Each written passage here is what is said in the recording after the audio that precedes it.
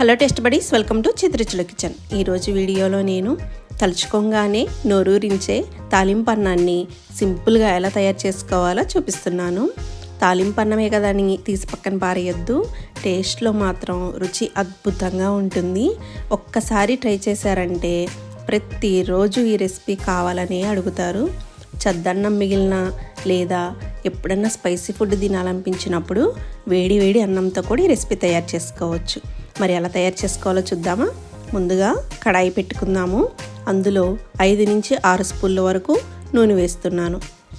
నూనె వేడెక్కిన తర్వాత తాలింపు దినుసులు యాడ్ చేసుకుందాము. ఆవాలు 1/2 స్పూన్ వేస్తున్నాను. జీలకర్ర 1/2 స్పూన్ వేస్తున్నాను. పచ్చెనగపప్పు 2 స్పూన్లు వేసుకుందాము. తాలింపు దినుసులు ఎంత ఎక్కువ ఉంటే అంత బాగుంటుంది ఈ రెసిపీ.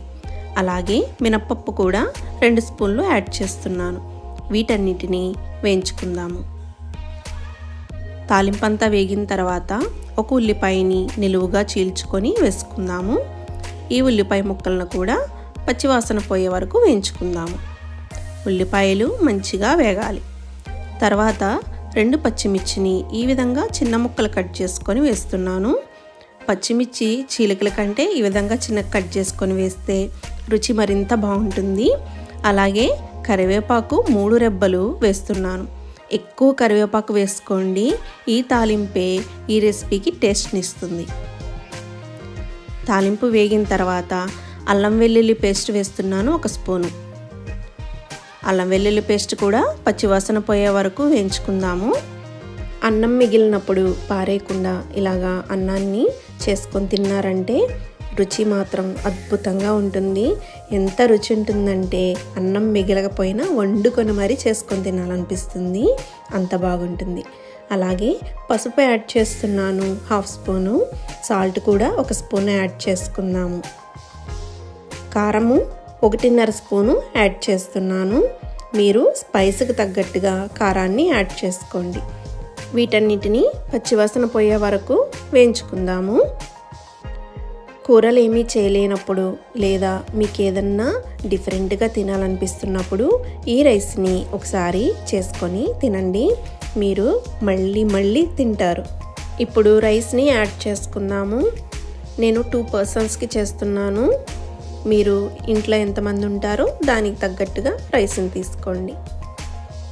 ఈ విధంగా రైస్ని వేసుకున్న తర్వాత చక్కగా మనకి గ్రేవీ అంతా రైస్కి పట్టే విధంగా కలుపుకోవాలి.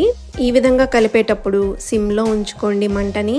ప్రతి ఒక్క మెతుక్కి గ్రేవీ అంతా పట్టే విధంగా నిదానంగా కలుపుకోండి.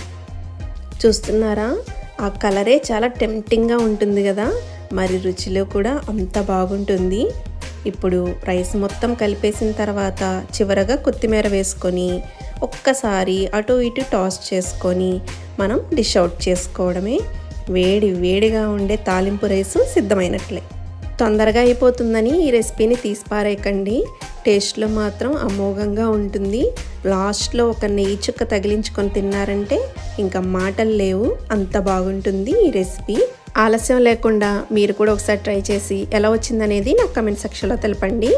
మరిన్ని రెసిపీస్ కోసము నా ఛానల్ని ఫాలో అవ్వండి. సబ్స్క్రైబ్ చేసుకోవడం మర్చిపోవద్దు.